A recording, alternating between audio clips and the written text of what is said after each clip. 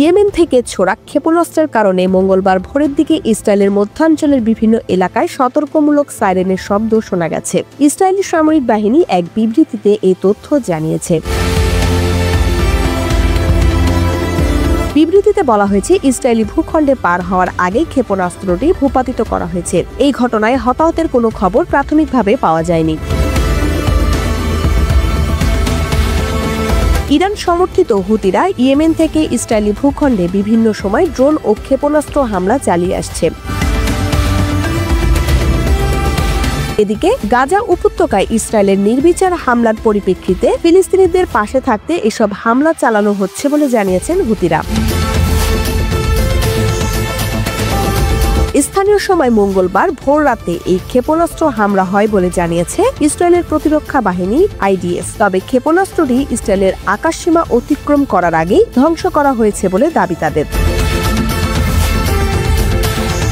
সামরিক বাহিনী বলছে, ক্ষেপণাস্ত্রের ধ্বংসাবশেষ ইসরায়েলি ভূখণ্ডের অভ্যন্তরে পড়ে ক্ষয়ক্ষতির কারণ হতে পারে এমন সম্ভাবনার কারণে তেল আবিব জুড়ে রেড অ্যালার্ট সাইরেন বাজানো হয়েছিল।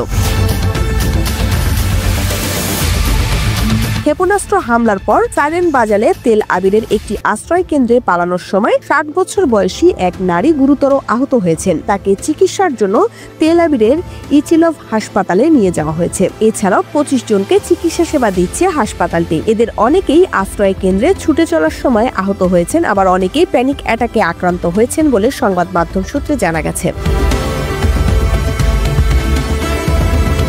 এর আগে গত শনিবার ইসরায়েলের রাজধানী তেল আবিব লক্ষ্য করে ক্ষেপণাস্ত্র হামলা চালায় ইয়েমেনের হুতি বিদ্রোহীদের সমর্থিত সামরিক বাহিনী। হাইপারসনিক ধরনের ক্ষেপণাস্ত্র সরাসরি আঘাত হানে। অনেক চেষ্টা করেও এটি ঠেকাতে পারেনি ইসরায়েলের ক্ষেপণাস্ত্র প্রতিরক্ষা ব্যবস্থা।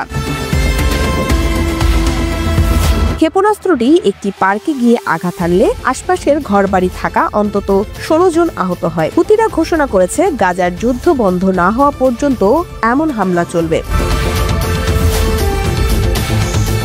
তারা এটাও জানিয়েছেন, যুক্তরাষ্ট্র ও ইসরায়েলের সঙ্গে দীর্ঘমেয়াদী যুদ্ধের জন্য প্রস্তুত বলেও ঘোষণা করেছেন তারা। এই অবস্থায় দেশের জরুরি অবস্থা আরও 1 বছরের জন্য বাড়িয়েছে ইসরায়েল। নিরাপত্তা মন্ত্রিসভার সুপারিশে দেশটির জাতীয় সংসদ নেটেসে এই বিল অনুমোদন পেয়েছে।